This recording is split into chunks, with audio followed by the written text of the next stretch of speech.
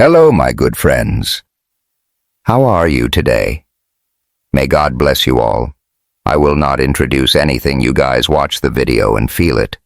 Then let's evaluate together. The Blue Note. Cafe glowed like a beacon in the heart of Atlanta's Castleberry Hill, its windows steaming up against the cool evening air. Inside, the air was thick with the smell of fried chicken, warm cornbread and sweet potato pie, the kind of food that wrapped you in a hug before you even took a bite. The old wooden tables were pushed together, covered with mismatched tablecloths and piled high with platters. Laughter bounced off the walls, mingling with the soft hum of a saxophone, playing from the jukebox in the corner. Zara, Thompson 36, stood at the head of the table, her dark eyes sparkling under the golden light. Her curly hair was loose, framing her face, and her red dress simple but damn stunning.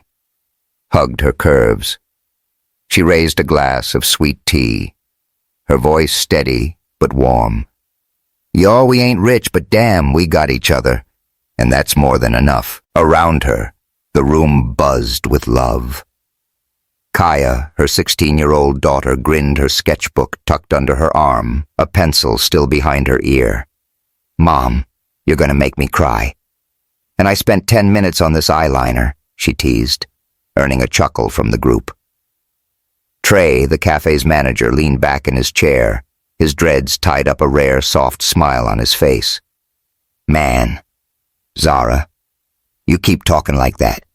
We'll need a tissue budget. Lila, the bubbly Asian waitress, giggled, her K-drama obsession evident in her dreamy sigh. This is better than any romance I've binged. Ms. Ruby, the 80-something regular with a voice like velvet, clapped her hands. Child, this dinner's got more soul than my old jazz records. Now somebody pass the greens. At the other end of the table sat Malcolm Everett, 61, his silver hair neatly combed, his eyes locked on Zara with a quiet intensity. He wasn't the broken man who'd walked in here months ago. Tonight he looked whole. Kaya stood, her voice clear as she read a poem she'd written.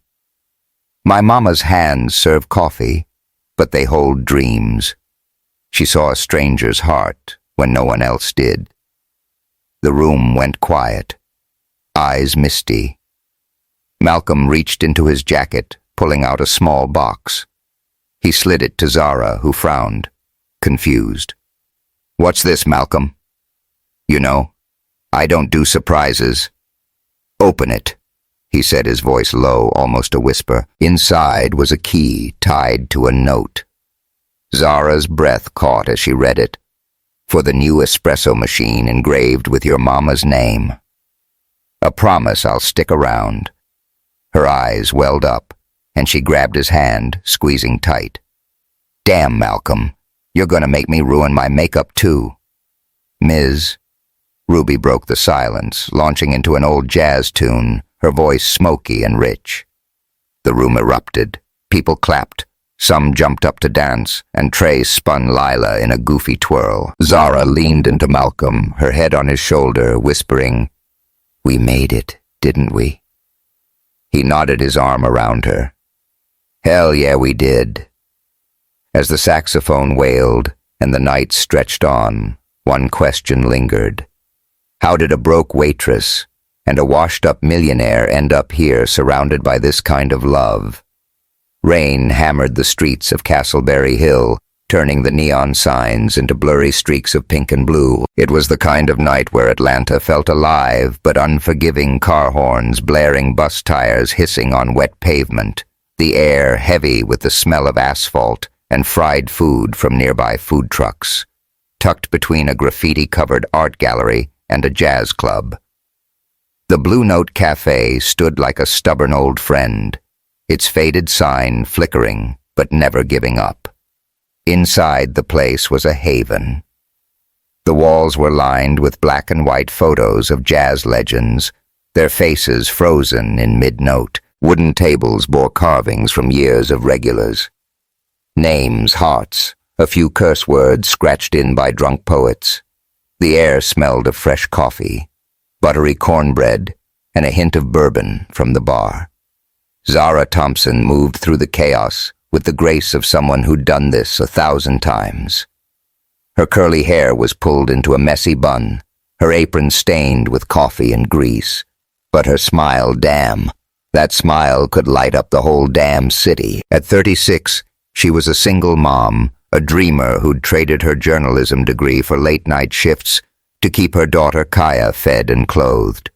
Her dark skin glowed under the cafe's warm lights, but her eyes carried the weight of bills piling up at home. Rent was late again. Kaya's art classes weren't cheap, and the landlord wasn't exactly the patient type. Still, Zara kept moving, balancing a tray of empty mugs while humming an old Nina Simone tune. "Yo, Zara, you planning to sing for us tonight?" Or what Trey Lawson called from behind the counter.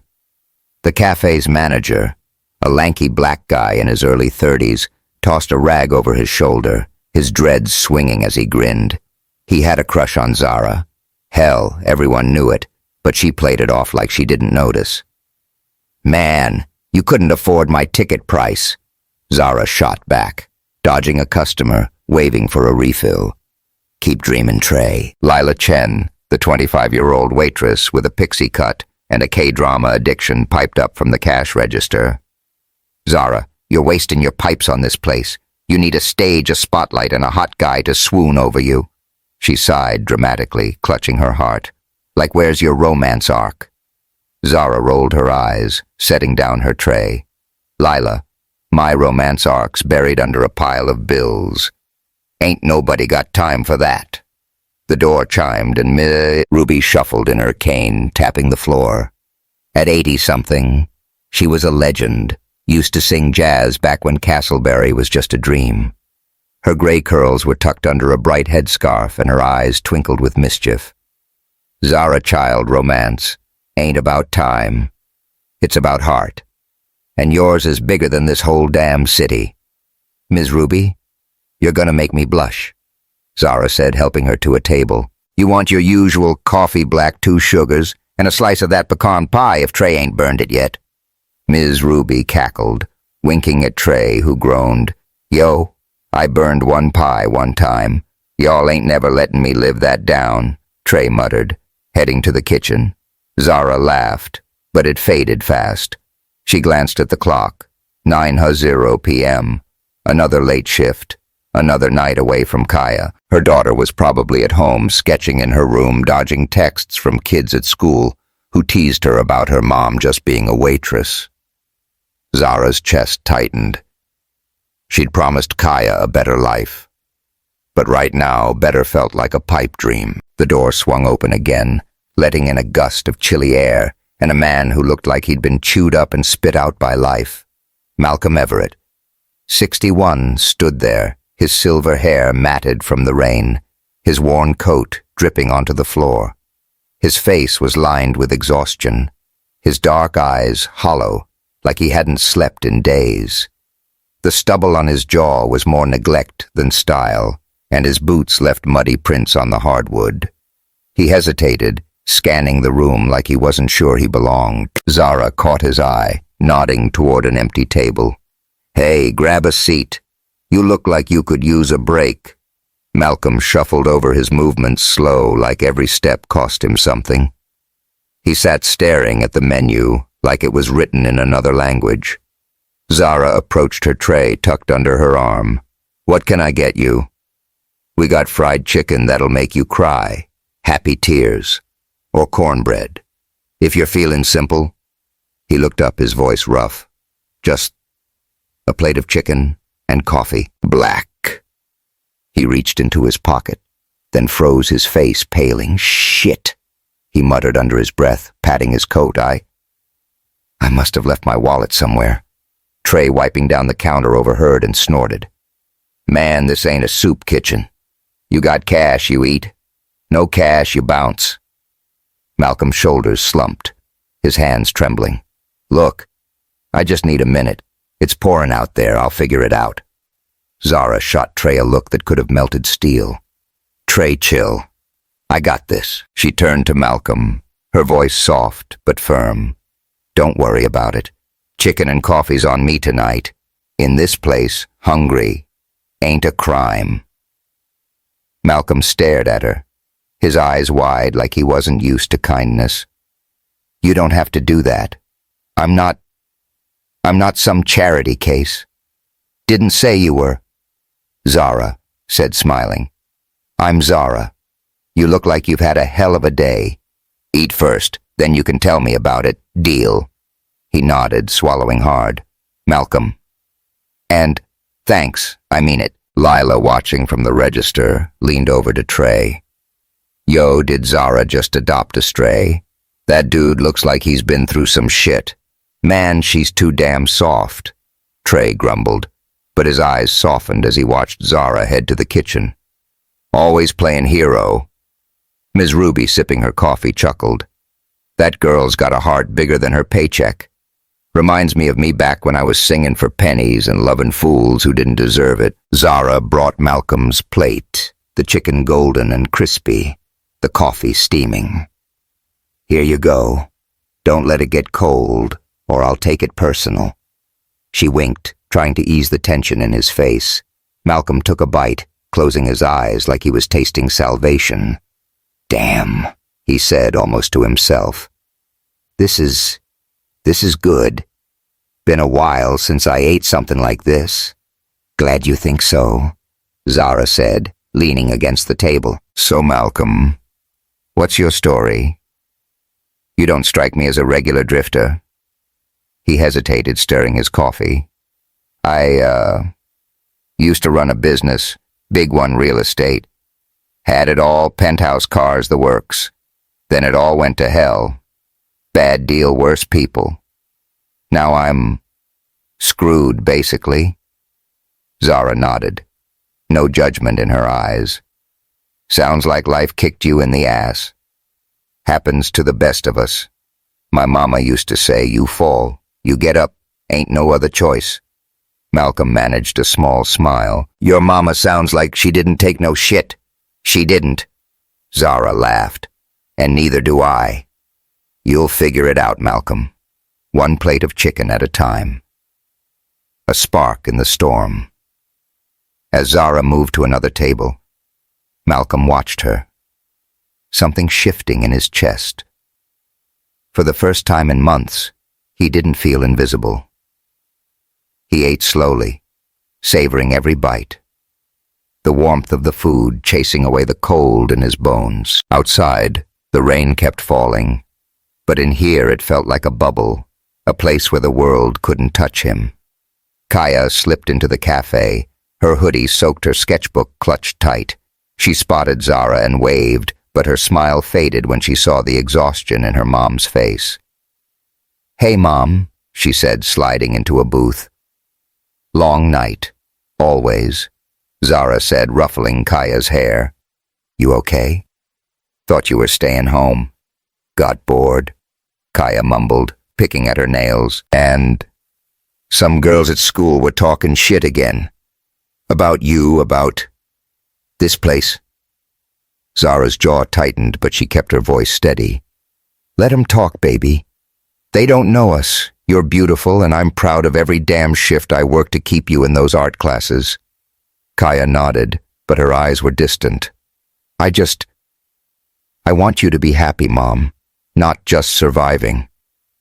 Zara pulled her into a hug, whispering, I'm happy when I'm with you. That's enough for now. Malcolm, overhearing, felt a pang. He finished his meal, left a napkin with a scribbled "thank you" on it, and slipped out into the rain. Zara found the napkin later, her fingers tracing the words. She didn't know why, but she tucked it into her apron pocket. A small reminder that even on the worst nights, she could make a difference. Yo, y'all, that's just the start of Zara and Malcolm's story, and trust me, it's about to get wild. A broke waitress, a washed-up millionaire, and a whole lot of heart. What's not to love? Hit that subscribe button for soul-stirring stories and drop a comment. What do you think of Zara's kindness? Would you have paid for Malcolm's meal? Let's talk. Don't miss the drama, the laughs, and the love coming up next. See you in the next one. Rain and rumors. The rain hadn't let up in Castleberry Hill, turning the streets into a maze of puddles that reflected the neon glow of bars and art galleries. It was a Tuesday night, and the Blue Note Cafe was packed, the kind of crowd that made Zara Thompson's feet ache and her tips barely worth the hustle.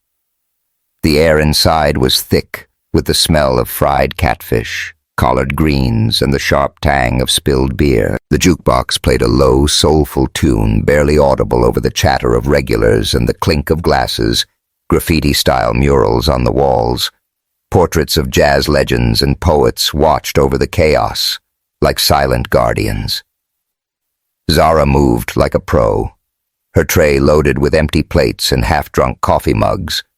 Her curly hair was tied back a few strands sticking to her sweaty forehead, and her apron was a mess of ketchup and grease stains. At 36, she'd mastered the art of looking unbothered.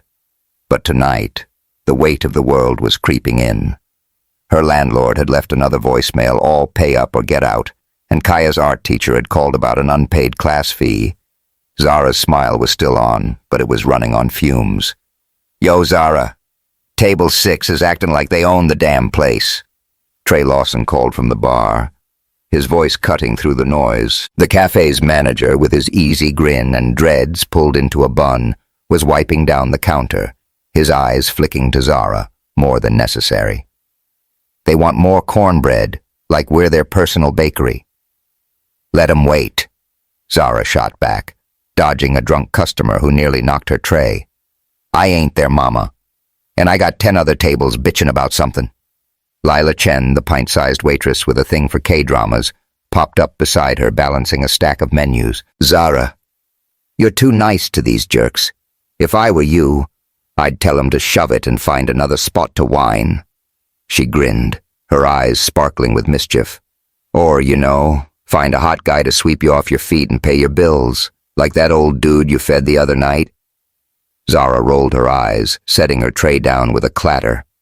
"Lila, you watch too much Netflix. That guy Malcolm was just down on his luck, ain't no fairy tale here, and I got bills, not dreams." Ms. Ruby perched at her usual corner table, sipped her coffee and chuckled, her gray curls bouncing under her headscarf. "Child luck's got nothing to do with it. You got a heart that pulls folks in, whether you like it or not. That Malcolm, he ain't just passing through.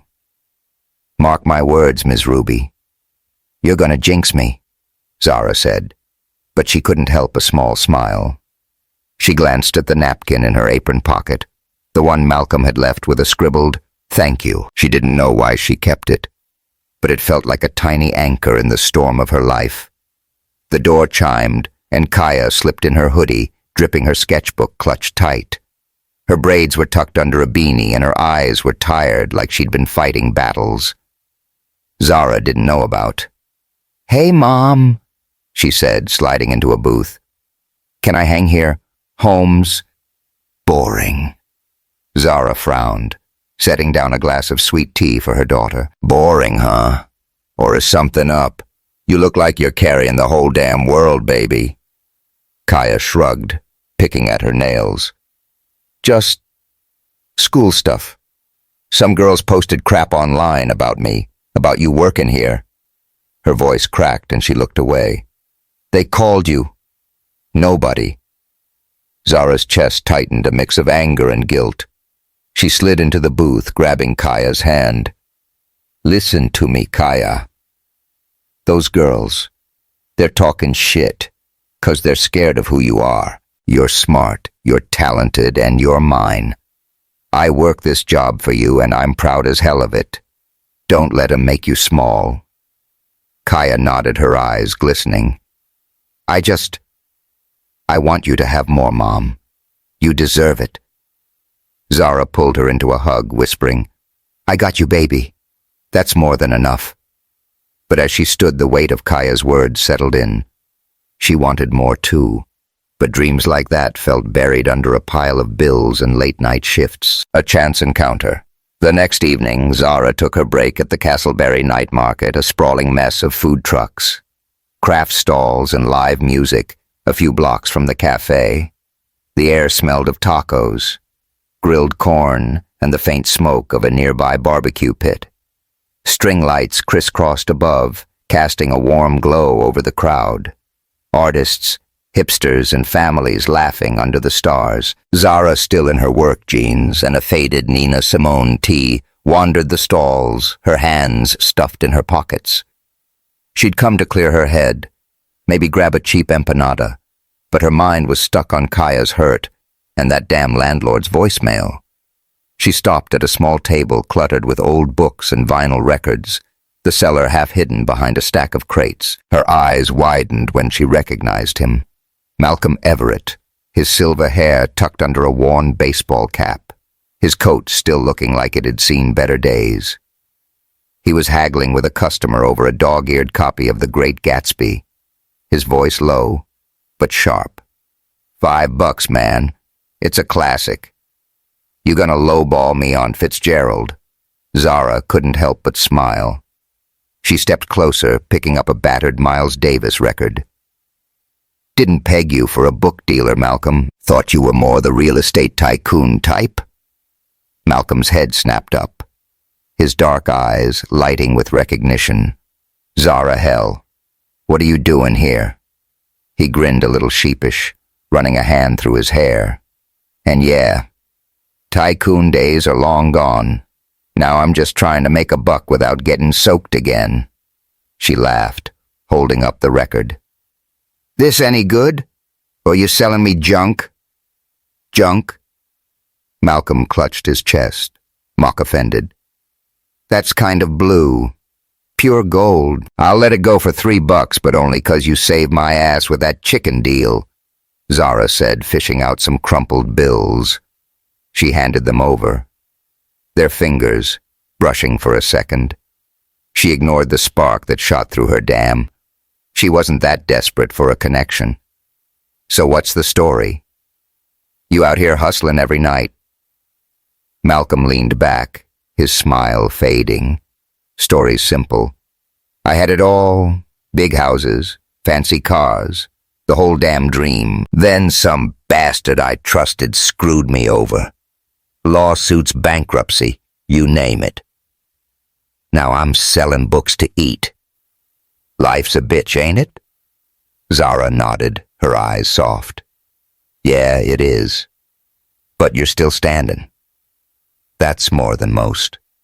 She hesitated, then added, You should come back to the cafe. Food's better than whatever you're scraping by on. He looked at her, something unreadable in his gaze. Why you being so nice to me? I'm just some washed-up old man. You don't owe me shit. Zara shrugged, her voice steady. 'Cause I know what it's like to feel invisible, and 'cause my mama raised me to give a damn, you in or not. Malcolm chuckled, shaking his head. You're something else, Zara. Yeah, I'm in. The first crack of doubt. Back at the Blue Note. The next night, the vibe was off. The crowd was thinner, the tips crappier, and Zara's mood was hanging by a thread. She was wiping down a table when Lila rushed over, her eyes wide like she'd just seen a ghost. Zara. You're not gonna believe this, she whispered, pulling out her phone. That Malcolm guy? He's not just some bum. He's Malcolm Everett, like big-time real estate dude. Used to be worth millions, but he tanked hard. Check this out. She shoved the phone in Zara's face. A news article screaming, Everett, Empire collapses fraud allegations. Rock Atlanta mogul. The photo showed a younger Malcolm Sharp suit, confident smirk, nothing like the broken man she'd fed. Zara's stomach twisted. Fraud. Lila, you sure this is him? Hell yeah, it's him, Lila said, scrolling. Says he screwed over investors, lost everything. People are calling him a crook, Zara. You gotta be careful. What if he's playing you? Zara shook her head, but doubt crept in like a cold draft. He's not playing me. He was hungry. Lila, I just... Helped Trey, overhearing, leaned over the counter, his jaw tight. Yo, Zara, you're too damn trusting. This guy's got drama written all over him. You don't need some shady old dude dragging you down. You got enough shit to deal with, Trey, back off. Zara snapped, her voice sharper than she meant. I'm not some dumb kid, I know what I'm doing. But did she? She stuffed the napkin with Malcolm's note deeper into her pocket, her fingers lingering on it. Ms. Ruby, watching from her table, sipped her coffee and raised an eyebrow. Y'all fussing over nothing. That man's got a story just like Zara. Ain't no crime in giving him a chance, but you better watch your heart, child. Kindness don't always come free. Zara forced a smile, but her mind was racing. Had she been too quick to trust? Was Malcolm just a smooth talker with a sob story? She glanced at Kaya, sketching in her booth, her face lit by the glow of her phone. Those girls at school were already tearing her daughter down. The last thing Zara needed was to drag her into more mess, a glimmer of hope. The next morning, Zara was sweeping the cafe's floor when the door creaked open. Malcolm stepped in his coat, less soggy but still beat up, a toolbox in his hand. Heard your back door's acting up, he said, his voice gruff but warm. Figured I owe you one. I'm handy. Or I used to be. Zara raised an eyebrow, leaning on her broom. You fixin' doors now. What's next, you gonna mop the floor? Don't tempt me.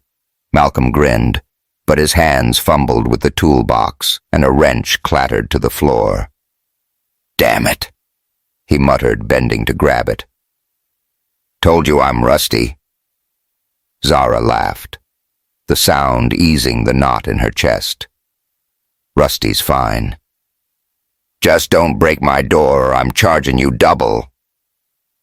As Malcolm worked, Trey watched from the bar, his arms crossed. Zara, you sure about this guy? He's got trouble written all over him. Let him help Trey, Zara said, her voice firm. Everybody deserves a shot to do something right. Malcolm, overhearing, glanced up, his eyes meeting hers. Thanks for the vote of confidence, Zara. Means more than you know. She nodded, handing him a coffee. Don't get used to it. You break my door. You're washing dishes for a month. He chuckled, the sound low and genuine, and for a moment the cafe felt a little brighter. Zara didn't know what Malcolm's deal was, not yet, but something about him made her want to find out. Maybe it was the way he looked at her, like she was more than just a waitress. Maybe it was the way he reminded her of the dreams she'd buried long ago, a night of poetry and possibilities. The Blue Note Cafe was alive with a different kind of energy tonight, the kind that made Castleberry Hill feel like the heart of Atlanta's soul. It was open mic night, a monthly tradition where poets, musicians, and dreamers took the stage to spill their hearts. The air was thick with the scent of sweet potato pie, strong coffee, and the faint musk of sweat from a packed crowd. String lights crisscrossed the ceiling, casting a golden glow over the mismatched tables, each one carved with years of love notes and curse words. The jukebox was off, replaced by the raw hum of a spoken-word poet on stage, her voice rising and falling like a preacher's sermon. Zara Thompson weaved through the crowd, her tray balanced with practiced ease. Her curly hair was down tonight, bouncing with each step, and she'd swapped her usual apron for a black blouse that hugged her curves just right. At 36, she carried the weight of bills and a teenage daughter, but tonight her smile was real, fueled by the magic of the night. She loved open mic nights. They reminded her of the journalism dreams she'd buried, the stories she used to chase before life got in the way. Yo, Zara, you gonna get up there and sing? Trey Lawson called from the bar, his dreads swinging as he poured a beer. The cafe's manager was in his element, flirting with customers and keeping the chaos in check. His eyes lingered on Zara, a mix of admiration and something deeper he'd never say out loud. Hell no, Trey, Zara shot back, dodging a hipster, waving for a refill. I sing in the shower. Not for y'all's drunk asses. The crowd nearby laughed and she winked, keeping the vibe light. Lila Chen, the K-drama-obsessed waitress, was buzzing around her pixie cut, bouncing as she delivered plates of fried catfish. Zara, you're wasting your talent. she said, nudging her. You could be the next Alicia Keys. And you need a man to write songs about. Like that Malcolm guy. Where's he at? Zara rolled her eyes, but her heart skipped at the mention of Malcolm. She hadn't seen him since he fixed the cafe's back door 2 days ago. His calloused hands working the hinges like he was trying to fix more than just a squeak. That napkin with his thank you was still in her pocket, a quiet reminder of the stranger who'd somehow gotten under her skin. Lila, you need to chill with the romance crap, Zara said, but her voice lacked conviction. Ms. Ruby perched at her usual table with a slice of pecan pie, chuckled, her gray curls tucked under a purple headscarf. Child, Lila's got a point. That Malcolm's got eyes for you. Ain't no harm in a little spark. Lord knows I had plenty in my day. Ms. Ruby, you're trouble, Zara said, grinning as she refilled her coffee. I got enough sparks with Kaya, and these bills.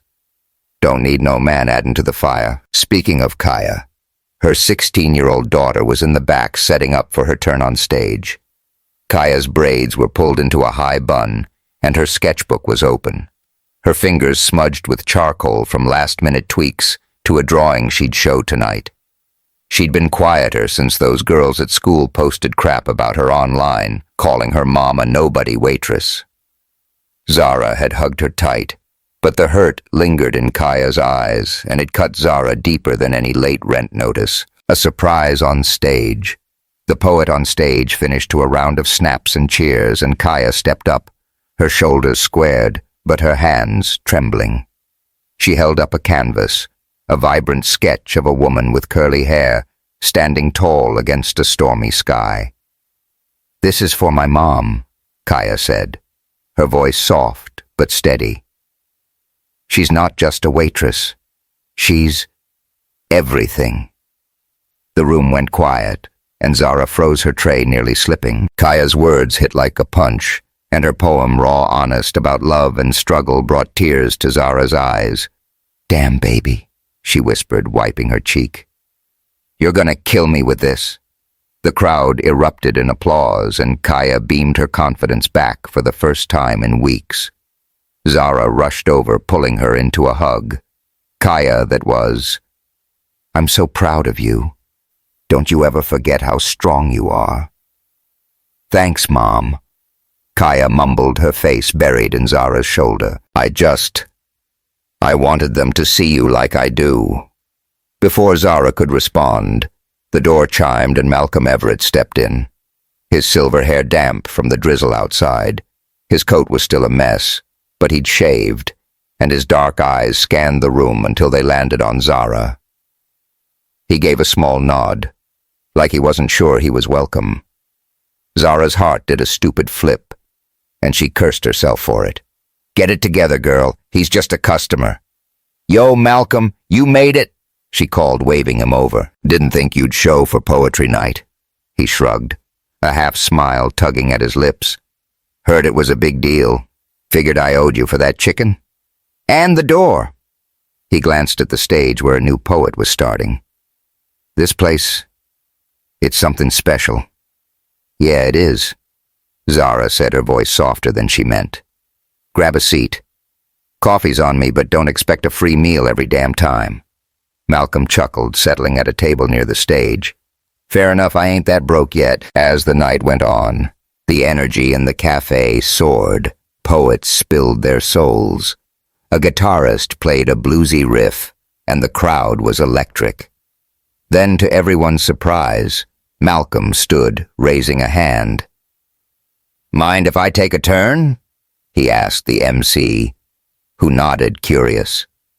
Zara's jaw dropped as Malcolm picked up a saxophone from the stage corner, his fingers moving over it like an old friend. He played a slow, haunting melody, the notes weaving through the room like smoke. The crowd was spellbound, and Zara couldn't look away. Who the hell is this guy? She thought, her heart pounding. When he finished, the room exploded in cheers. Malcolm ducked his head, almost shy, and made his way back to his table. Zara slid into the chair across from him, her eyes wide. Okay, Malcolm, you gotta explain. You play sax like that. Damn, you been holding out on me.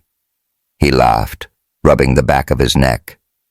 Used to play to clear my head back when I had a life. Haven't touched it in years. Felt good to. Feel something again. Zara leaned closer, her voice low. You're full of surprises, old man. What else you hidin'? His eyes met hers, intense like he was seeing right through her, not much left to hide. Zara, I'm just a guy trying to figure out what's next. But you make me think there's still a next moment that changes everything. The night wound down and the crowd thinned, leaving a soft buzz in the air. Kaya was in the back helping Lila stack chairs, while Trey cleaned the bar, muttering about damn poets leaving crumbs everywhere. Zara and Malcolm ended up alone at a corner table, the jukebox now playing a slow Etta James tune. The lights were dim, casting shadows across Malcolm's lined face, and Zara felt a pull she couldn't ignore. You did good tonight, she said, stirring her coffee. That sax. It's like you were telling a story. Malcolm shrugged, but his eyes were warm. Guess I was been a while since I had a story worth telling. What about you, Zara? What's your story? You're out here saving folks like me. But who's saving you? Zara laughed, but it was brittle. Ain't nobody got time for that. I got Kaya bills and a landlord who's a real asshole. That's my story. He leaned forward, his voice low. That ain't all of it. I see you, Zara. You're holding this place together, raising a kid who's damn near a genius, but you're scared. Scared? You're not enough. Her breath caught his words, hitting too close. You don't know me like that. Malcolm, maybe not. He said, his hand inching toward hers, but I know what it's like to feel like you're done, like the world's moved on without you. I'm 61. Zara, I thought I was finished. Then I met you. Zara's heart raced, and before she could stop herself, she was talking. I wanted to be a writer, tell stories, make people feel something. But then Kaya came and life happened. I'm scared she'll grow up thinking I gave up, that I'm just nobody. Malcolm's hand covered hers, warm and steady. You're not nobody. You're the only damn person who saw me when I was nothing. That's not giving up. That's fighting. The music swelled, and without thinking, Zara stood, pulling him up. Dance with me, she said, her voice barely a whisper. Just for a minute. They moved to the empty floor, his hands on her waist, hers on his shoulders. The world faded, the bills, the doubts, the whispers about Malcolm's past. It was just them swaying to Etta's voice, her head resting against his chest. She could feel his heartbeat steady despite everything. Zara, he murmured, tilting her chin up. I'm too old for this. But damn, you make me want to try. She looked into his eyes, seeing the man beneath the scars. Try what? This, he said, and kissed her. It was slow, soft, full of years of longing and hope. Her hands tightened on his shirt, and for a moment she let herself believe in something more. But then, reality crashed in, and she pulled back, her breath shaky. Malcolm, I can't. Not yet. I don't know if this is real. He nodded, no anger in his face. I get it. But I'm not going anywhere. Not unless you tell me to. A fire. Ignited the next day. Zara was still reeling, her mind stuck on that kiss. She was wiping down tables when Kaya burst in, her eyes bright. Mom, I got an A on my art project. And I'm sorry I was weird about you working here. You're like the coolest mom ever. Zara hugged her tight, relief washing over her.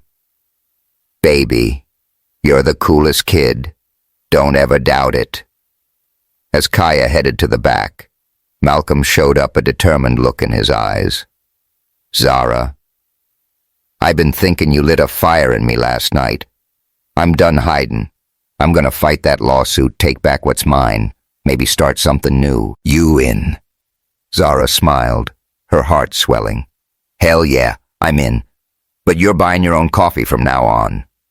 He laughed, and for the first time it sounded free. Deal. But the moment was cut short when a woman stepped into the cafe, her heels clicking like a warning.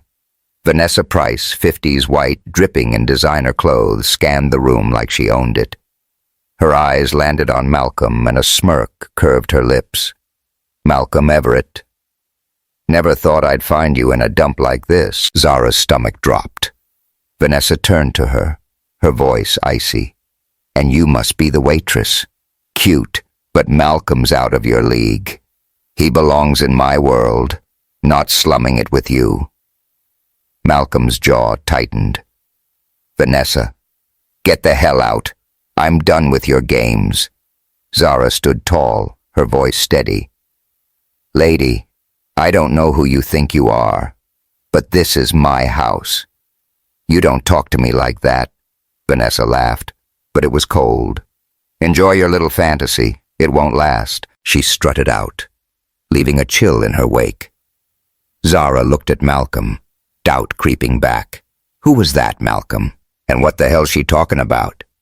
He sighed, running a hand through his hair. My past. Zara. And I swear I'm gonna make it right. Cracks in the foundation. The Blue Note Cafe was buzzing, but not in the good way. It was a Friday night in Castleberry Hill, and the usual weekend crowd, artists, students, and jazz lovers, was thinner than Zara Thompson liked to see. The air still carried the comforting smell of fried chicken and cornbread, but there was a tension underneath, like the calm before a storm. The wooden tables scratched with years of love notes and drunken doodles felt emptier, and the jukebox played a mournful Billie Holiday tune that matched Zara's mood. Outside Atlanta's neon lights flickered through the rain-streaked windows, casting long shadows across the hardwood floor. Shra 36 moved through the cafe with her usual hustle, but her curly hair was a frizzy mess, and her eyes were tired. The kind of tired that came from more than just late shifts. Her black apron was stained with coffee, and her hands trembled slightly as she cleared a table. The landlord had called again, his voice dripping with threats. Pay up by next week, or you're out.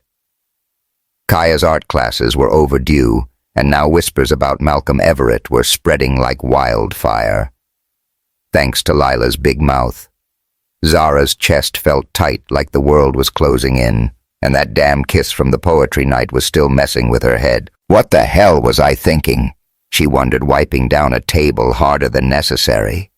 Trey Lawson, the cafe's manager, was behind the bar, his dreads tied back, his usual grin replaced by a scowl.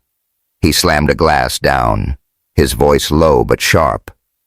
Zara, you gotta do something about this. Malcolm shit. Customers are talking. They think you're cozying up to some shady-ass fraud. It's bad for business. Zara spun around, her voice sharper than she meant. Trey, back the hell off. I'm not cozying up to nobody. I helped a guy out same as I'd do for anyone. You got a problem? Take it up with the gossip mill. Not me. Trey raised his hands, but his eyes were hard. I'm just saying, you're too damn trusting. This guy's got baggage heavier than your bills. You don't need that kind of drama, Zara. Not with Kaya to think about. The mention of her daughter stung, and Zara's jaw tightened. Don't bring Kaya into this. I know what I'm doing. But the truth was, she didn't. Not really. That article Lila showed her. Everett, empire collapses, fraud allegations kept circling in her mind. Was Malcolm a crook, or just a guy who got screwed over? And why did she care so damn much? Lila Chen. The K-drama-loving waitress hovered nearby, her pixie cut bouncing as she carried a tray of empty plates. She looked guilty, her voice small. Zara, I'm so sorry. I didn't mean to spill about Malcolm, I just... I thought it was cool, you know, like a real-life plot twist. Big shot millionaire in our cafe. Zara sighed, softening Lila. You gotta think before you talk. This ain't a damn TV show. People are judging me now, and I don't need that shit. Ms. Ruby, sipping her coffee at her corner table, chimed in, her gray curls bouncing under her headscarf. Child, let 'em judge. Folks been talking shit about me since I was singing in smoky clubs. You got a good heart. That's what matters. But you better figure out what that Malcolm's about before you get burned. Zara nodded, but her stomach churned. She glanced at Kaya, who was in a booth sketching with fierce focus, her braids tucked under a beanie. Those girls at school were still posting crap online, calling Kaya's mom a gold digger for helping Malcolm. Zara wanted to scream, but she swallowed it down like always. Whispers turned to roars. The next day, the cafe felt like a pressure cooker. A group of regulars at table 5, some artsy types with too much time on their hands, were whispering loud enough for Zara to hear. Heard she's hooking up with that Everett guy, one said, smirking. Bet she thinks he's still got money. Poor thing's gonna get played. Zara's hands clenched around her tray, but she kept her head high, delivering their coffee with a tight smile. Anything else, y'all? She asked, her voice steady despite the fire in her chest. Nah, we're good. The guy said, his tone dripping with condescension. Just watch yourself with that guy, sweetheart. Call me sweetheart again, and you'll be wearing this coffee. Zara snapped, walking away before she lost it. She ducked into the kitchen, leaning against the counter, her breath shaky. Damn it. Why's this hitting me so hard? Trey followed, his voice softer now. Zara, I'm sorry I came at you earlier. I care about you, okay? This Malcolm dude's bringing heat. We don't need. The boss is already on my ass about slow nights. Zara rubbed her temples, her voice low. I get it, Trey. But I didn't ask for this. I saw someone hurtin', and I couldn't look away. Now I'm the one getting screwed. Before Trey could respond, the door chimed and Malcolm stepped in. His silver hair neat, for once his coat swapped for a faded jacket that looked slightly less beat up. He carried a small toolbox, his eyes scanning for Zara. Hey, he said, spotting her. Thought I'd check that leaky faucet you mentioned. No charge, obviously. Zara forced a smile, but it didn't reach her eyes. Thanks. Malcolm Kitchen's that way. Don't break nothing. He frowned, sensing her mood. You okay? You look like you're carrying the whole damn world. I'm fine, she lied, brushing past him. But as he headed to the kitchen, Lila grabbed Zara's arm, her voice urgent. Zara, people are posting about Malcolm online now. They're saying you're using him to save the cafe. It's getting ugly. Zara's heart sank. She pulled out her phone, scrolling through a local X thread. Waitress at Blue Note, cozying up to fraudster. Malcolm Everett. Desperate much. The comments were brutal. Some called her a gold digger, others a fool. Kaya's name popped up in one, and Zara's blood ran cold. They're dragging my kid into this, she whispered, her voice breaking, a storm unleashed. That night, the cafe was a ghost town. The rumors had scared off customers, and the few who showed up kept staring at Zara like she was a sideshow. She was clearing a table when Vanessa Price strutted in, her designer heels clicking like a death knell. Her blonde hair was perfect, her tailored coat screaming money, and her smirk was pure venom. She zeroed in on Malcolm, who was tinkering with the faucet in the back, and sauntered over. Well, well. Vanessa purred loud enough for the whole cafe to hear Malcolm Everett slumming it in a dive bar. This is pathetic, even for you. Malcolm stood wiping his hands on a rag, his jaw tight. Vanessa, get the hell out of here. I got nothing to say to you. Zara stepped forward, her voice low but firm. Lady, you're in my house. You got a problem. Take it outside." Vanessa laughed, her eyes raking over Zara. "Oh, honey, you're cute, but you're way out of your depth. Malcolm's mine always has been. You think you can play house with a man like him? You're just a waitress." The room went quiet, all eyes on Zara. She felt the sting of Vanessa's words, but she squared her shoulders, her voice steady. "I don't play games, and I don't need your approval. You want to talk shit? Do it somewhere else." Vanessa smirked, undeterred. "Enjoy your little fantasy, sweetheart. When Malcolm comes crawling back to my world, you'll be left with nothing but dirty dishes." She turned to Malcolm. "Call me when you're done playing charity case." With that, she swept out, leaving a trail of perfume and poison. Zara's hands shook as she faced Malcolm. "What the hell was that, Malcolm? Who is she, and why is she acting like she owns you?" Malcolm sighed, his voice heavy. "She's my old business partner, and yeah, we were something more, a long time ago.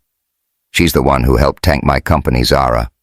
I cut her out and she's been holding a grudge ever since." Zara's eyes narrowed. "And you didn't think to tell me? I'm out here getting dragged through the mud, and you're keeping secrets." "I didn't want to drag you into my mess," Malcolm said, his voice raw. "I'm trying to fix it, Zara.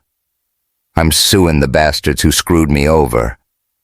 I'm starting over because of you." Zara's heart twisted, but doubt clung to her. "I don't know if I can trust you, Malcolm. Not with all this shit hitting the fan." He stepped closer, his eyes pleading. "I'm not perfect, but I'm real. You're the only damn person who's made me feel like I'm worth something. Don't give up on me now."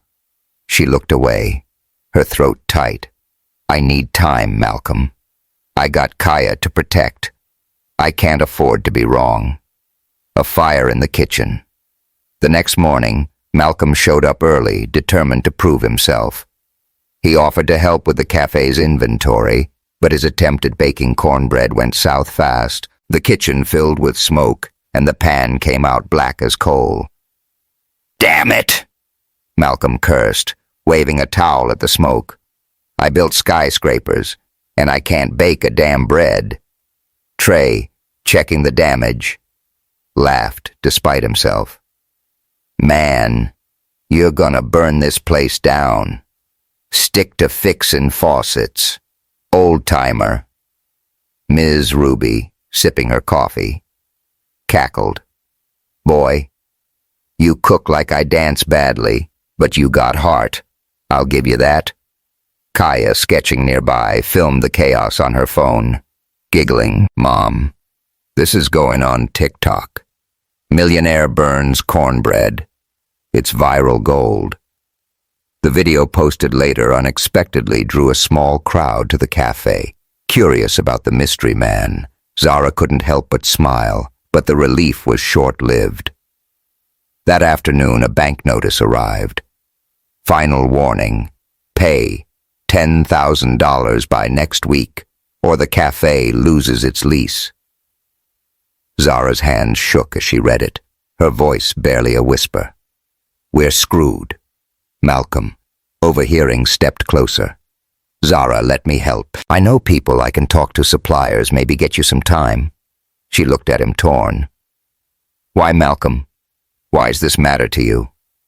He met her gaze, his voice steady. "'Cause you gave me a reason to fight again, and I'm not letting you lose what you love." A night of passion. That evening, after a long shift, Malcolm invited Zara to his rented apartment, a small bare place with a single couch and a cracked window. "It ain't much," he said, pouring 2 glasses of bourbon. "But it's mine, and I wanted to talk."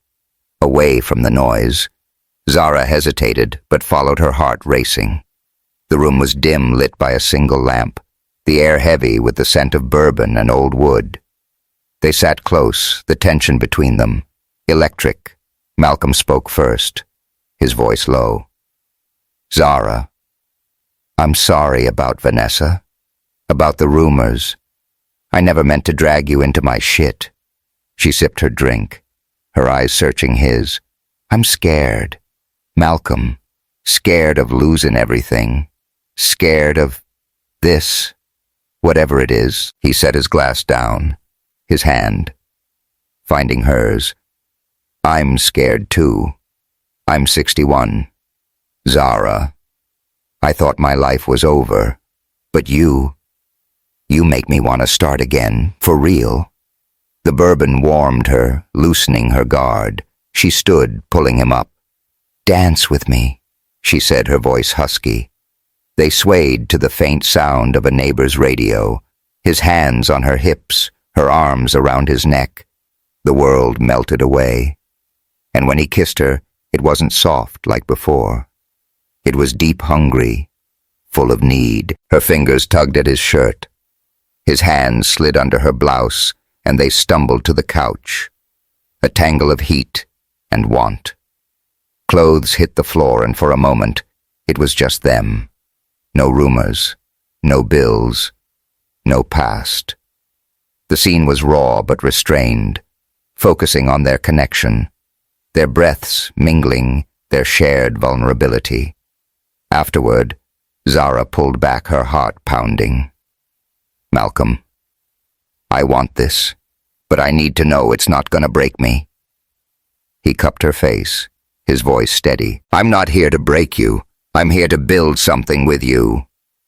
She left at midnight, her mind a storm of hope and fear, the taste of bourbon still on her lips. Weight of the world. The Blue Note. Cafe was a shadow of itself, the kind of quiet that felt like defeat. It was a rainy Wednesday in Castleberry Hill, and the neon lights outside flickered through the fogged-up windows, casting a dim glow over the empty tables. The air still smelled of coffee and cornbread, but the jukebox was off, and the usual hum of laughter and jazz was gone. The wooden walls, lined with photos of old blues legends, seemed to sag under the weight of bad news. The bank's final notice, pay $10,000 by Friday, or lose the lease, sat crumpled in Zara Thompson's pocket, a ticking bomb she couldn't defuse. Zara, 36, stood behind the counter, her curly hair pulled into a messy bun, her apron hanging loose like she'd given up on tying it right.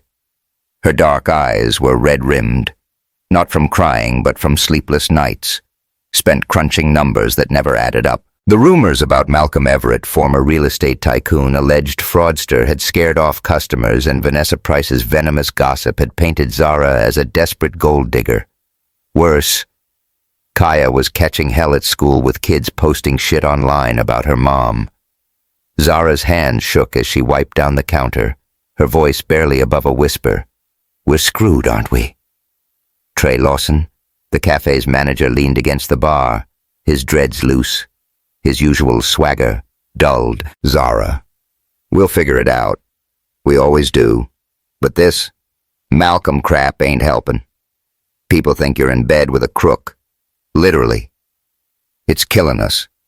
Zara's jaw tightened, but she didn't snap back. Trey was right, and that hurt worse than the rumors. I know, she said, her voice flat. But he's not what they're saying. He's trying. And so am I. Lila Chen, the K-drama-obsessed waitress, hovered nearby, her pixie cut, drooping like her mood. She'd been quiet since her gossip about Malcolm sparked the firestorm, and her guilt was palpable. Zara, I'm so damn sorry, she said, twisting her apron. I didn't think it'd blow up like this. Maybe we can post something online, clear it up. Zara shook her head, her smile bitter. Lila ain't no post fixin' this. People love a good scandal. And I'm the damn fool who walked right into it. Ms. Ruby perched at her corner table with a cup of black coffee, looked up, her gray curls tucked under a bright scarf. Child, you ain't a fool. You're human. That Malcolm's got a past, sure. But so do you. Don't let these loud mouths make you doubt your heart. You're stronger than that. Zara nodded, but the words didn't sink in. She glanced at Kaya, who was in a booth sketching with a ferocity that worried her. Kaya's latest drawing. A woman holding up a crumbling building felt too close to home. "Mom," Kaya said, not looking up. "We're not losing this place, right? You always fix things." Zara's throat tightened. "I'm trying, baby. I'm trying." A glimmer of hope. Malcolm Everett showed up that afternoon, his silver hair neat, his faded jacket swapped for a cleaner one. He carried a notebook, his eyes burning with a determination Zara hadn't seen before. "Zara," he said, setting the notebook on the counter, "I got an idea. A big one. We throw a jazz fundraiser pack. This place, get the community in. I know people, old contacts. I can pull some strings, get a band, maybe some local artists to draw a crowd." Zara raised an eyebrow, skeptical. "Malcolm, you see this place? It's a damn ghost town, and we got 2 days before the bank pulls the plug. You really think a party's gonna save us?" "Hell yeah, I do," he said, his voice steady. "I've been talking to suppliers, got 'em to cut you a break on food costs, and I'm working on my lawsuit. Won a settlement yesterday. Small, but enough to cover some of the debt. Let me do this, Zara. For you." She stared at him, torn between hope and fear. That night in his apartment, the bourbon, the dance, the way they'd fallen into each other still lingered a mix of fire and doubt. "Why, Malcolm? Why's this mean so much to you?" He stepped closer, his voice low. "'Cause you gave me a reason to get up, Zara. You saw me when I was nothing. I'm not letting you lose this place. Not on my watch." Zara's eyes softened, but the weight of the rumors held her back. "People are talking shit, Malcolm. About you, about me. I can't afford to look like a fool." "You're not a fool," he said, his hand brushing hers. "You're the only damn person who's real in this whole screwed-up world." Trey, watching from the bar, cleared his throat, his voice tight. "Yo, Zara. We got customers. You want to flirt with your boyfriend? Do it off the clock." Zara shot him a look, but stepped back, her heart racing. "All right, Malcolm, let's do the fundraiser. But if this flops, I'm blaming your ass." He grinned, a spark in his eyes. Deal, a fire in the making. The next day, the cafe was a whirlwind of prep. Malcolm called in favors, securing a local jazz band and a street artist to paint a mural live during the event. Lila designed flyers, her K-drama flair evident in the dramatic fonts. Save the Blue Note.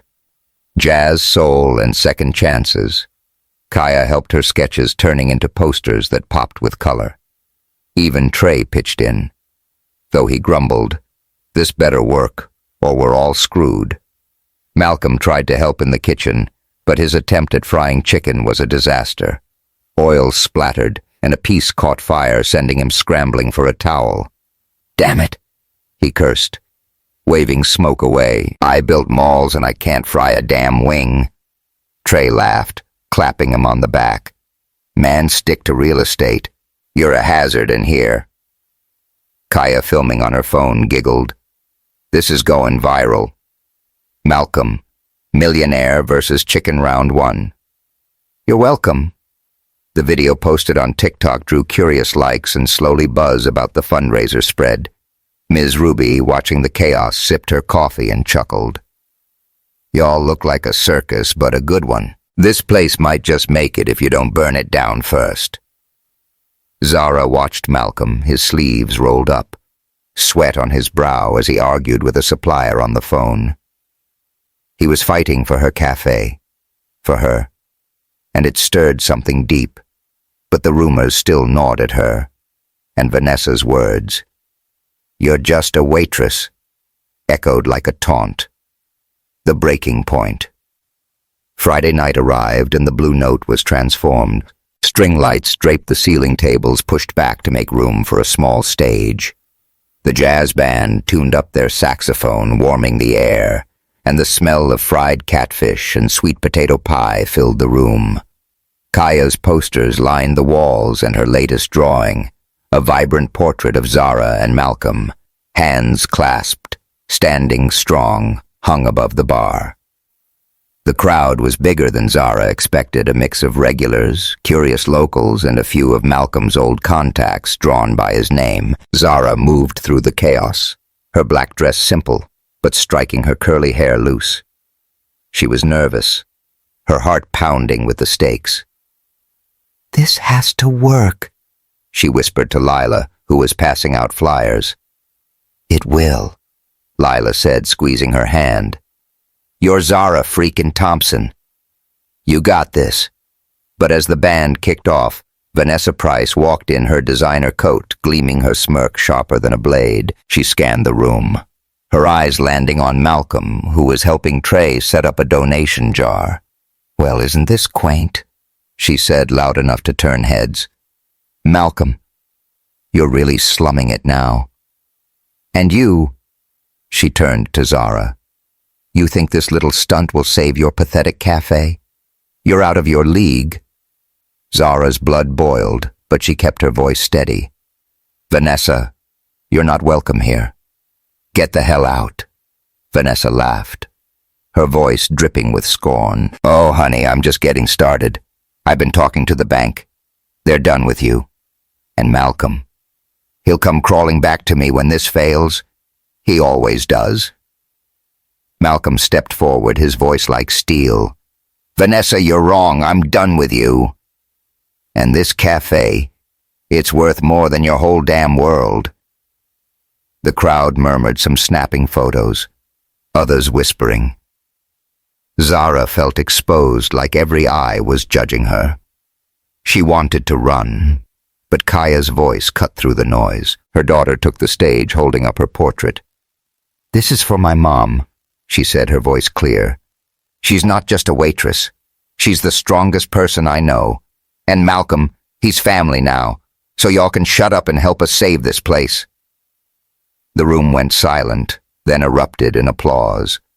Kaya's poem, raw, fierce, about love and resilience, brought tears to Zara's eyes. She rushed to hug her daughter, whispering, "You're my damn hero, baby." A heart laid bare. As the band played on, Malcolm pulled Zara aside, his eyes intense. "Zara, I need to say something in front of everyone." Before she could protest, he took the mic, his voice steady despite the nerves. "Y'all, this cafe ain't just a place. It's a home. And Zara Thompson, she's the heart of it. She saw me when I was nothing, a washed-up old man with no hope. She gave me a reason to fight. I'm suing the bastards who took my life, and I'm starting over because of her. I love her, damn it, and I'm staying right here for her." The crowd cheered, but Zara's breath caught. She stepped forward, her voice shaky but clear. "Malcolm, you crazy old fool. You make me believe in stupid things like second chances. I love you too." They kissed quick but fierce, and the room went wild. Trey, watching from the bar, looked away, his jaw tight but his eyes soft. Lila squealed. "It's like a K-drama." And Ms. Ruby clapped, shouting, "That's how you do it, children." Vanessa, furious, stormed out, but not before hissing, "You'll regret this." Her threat hung in the air, but the crowd's energy drowned it out. Donations poured in cash checks, even Venmo pings on Lila's phone. By midnight, they'd raised $12,000, enough to save the lease. A new dawn. As the night wound down, Zara stood by the stage, Malcolm's arm around her. "We did it," she said, her voice thick with relief. "We really did it."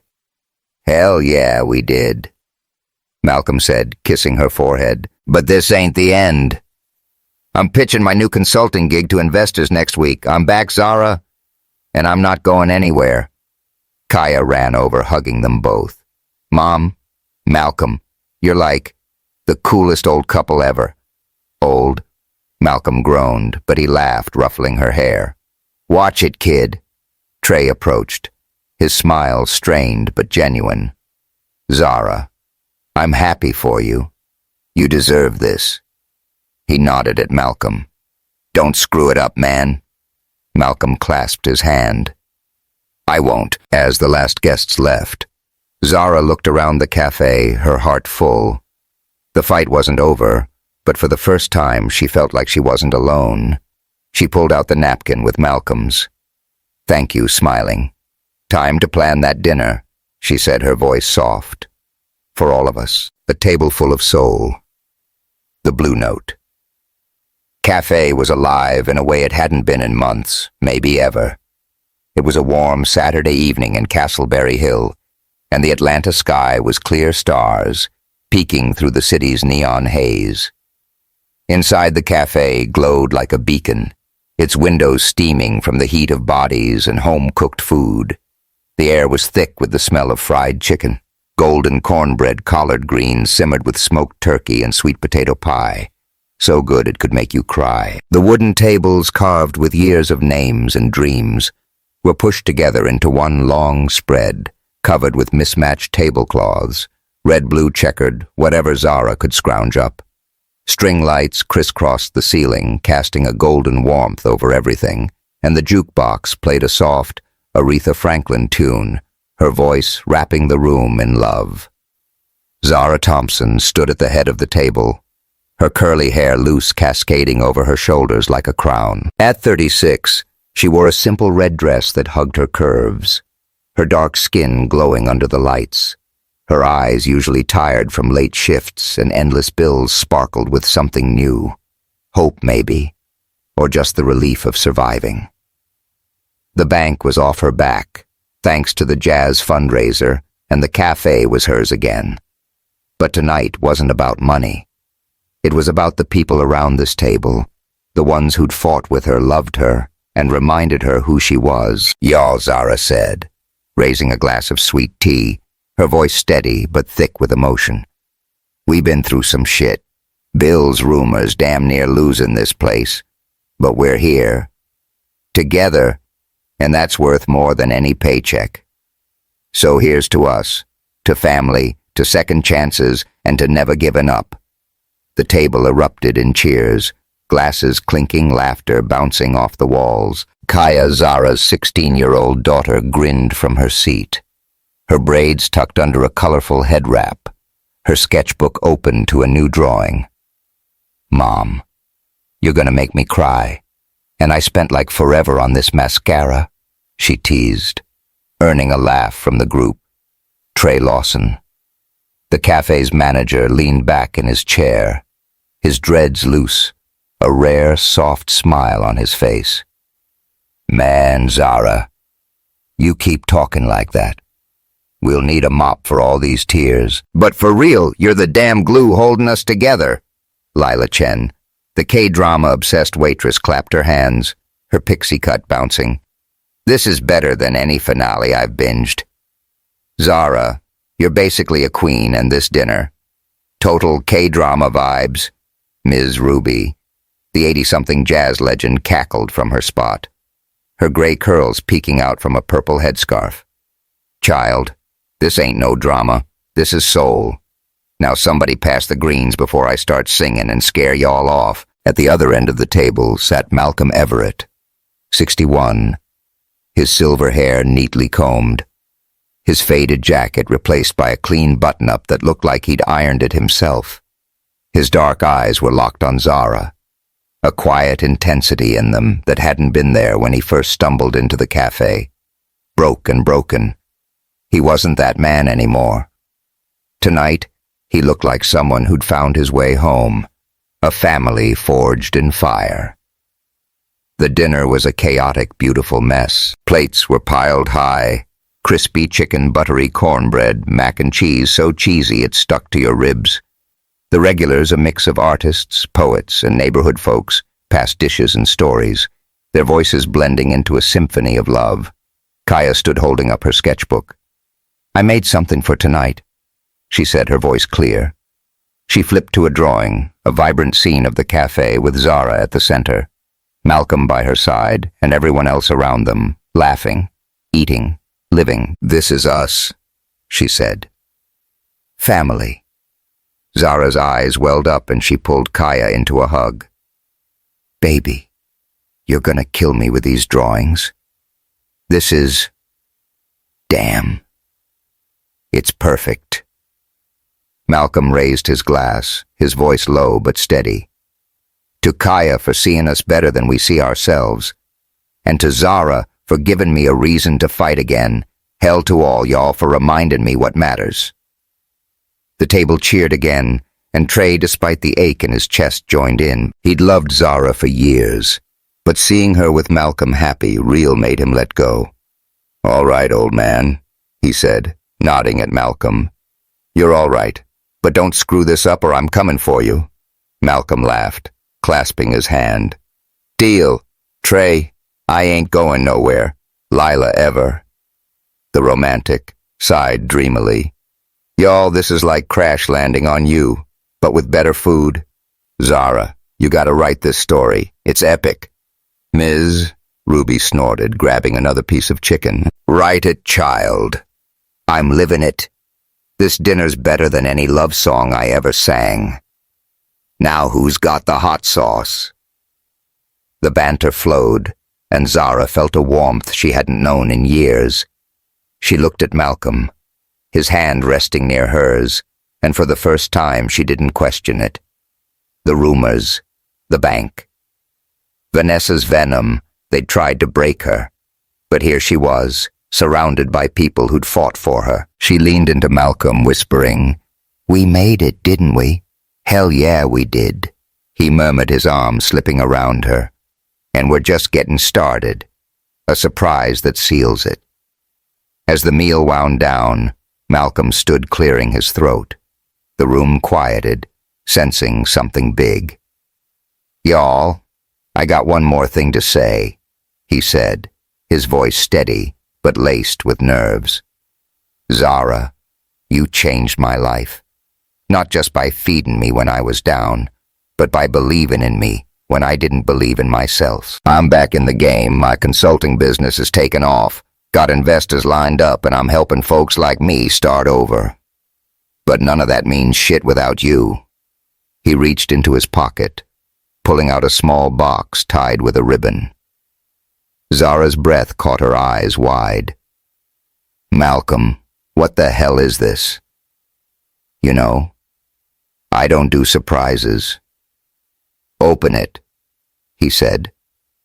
His smile soft, but sure. She untied the ribbon, her hands trembling, and found a key inside attached to a note. Her eyes scanned the words. For the new espresso machine engraved with your mama's name. A promise I'll stick around.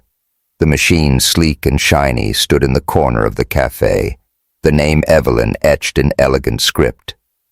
Zara's eyes filled with tears, and she grabbed Malcolm's hand, squeezing tight. Damn, Malcolm. You're gonna make me bawl in front of everybody. She laughed through the tears, her voice breaking. This means everything. The room erupted in cheers, and Kaya ran over, hugging them both. Mom, Malcolm, y'all are so extra. But I love it. Lila clapped, bouncing in her seat. This is peak romance. I'm dead, y'all. Trey raised his glass, his voice quiet but warm, to Zara and Malcolm.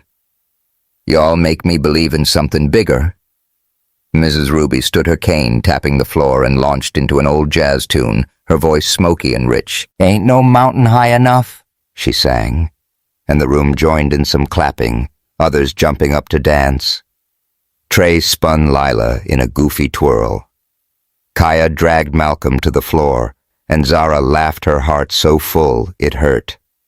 The cafe, once on the brink of collapse, was alive again, a testament to love, grit, and a single act of kindness. A legacy of love. As the night stretched on, Zara slipped into the kitchen to catch her breath, Malcolm following. The chaos of the dinner faded, leaving just the two of them, the air still warm with the smell of pie and coffee. You meant it, didn't you? She asked, her voice soft. About sticking around. Every damn word, Malcolm said, pulling her close. I'm not promising riches. Zara, but I'm promising me all of me screwed up parts and all." She smiled, resting her head against his chest. "That's enough, more than enough." Back at the table, Kaya read another poem, this one about second chances, her voice steady and proud. "We fall, we rise. We love again," she said, and Zara felt the words settle into her bones. Trey, watching, finally let go of his own pain, joining the dance with a smile. Lila filmed it all, already planning a TikTok montage. Ms. Ruby, her voice hoarse from singing, leaned back, whispering to no one. This is what life's about. Later, as the guests trickled out, Zara found a quiet moment to write in her notebook, a habit she'd picked up again. One plate of chicken changed everything, she wrote, not because it was magic, but because it was real. Kindness ain't free, but it's worth every damn cent. She closed the book, her eyes on the cafe, her home, her heart. Malcolm joined her, his hand finding hers. "What's next?" "Zara Thompson." She grinned, her voice light but sure. "Dinner's done. Now we live." A small step forward. In the days that followed, the cafe thrived, buoyed by the fundraiser's success and the viral buzz from Kaya's videos. Malcolm's consulting business took off with a pitch to investors that landed him a modest contract to mentor new entrepreneurs, especially older folks like him. He started a free workshop series inspired by Zara's belief in second chances. Zara, meanwhile, began publishing her short stories online, small pieces about life in Castleberry Hill that caught the eye of a local publisher. They weren't rich, but they were building something together. They didn't talk about marriage or big promises. Instead, they planned small things. Sunday dinners, open mic nights, maybe a trip to the coast with Kaya. It was enough, more than enough. Yo, y'all. That's the end of Zara and Malcolm's story, and damn what a ride.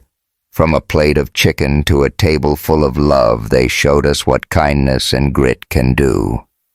If this dinner made your heart sing, hit that subscribe button for soul-stirring stories. Drop a comment. What's your favorite moment? Was it Kaya's poem, Malcolm's gift, or that epic kiss? Share your thoughts, and let's keep the soul alive. See you in the next story where another heart's waiting to shine.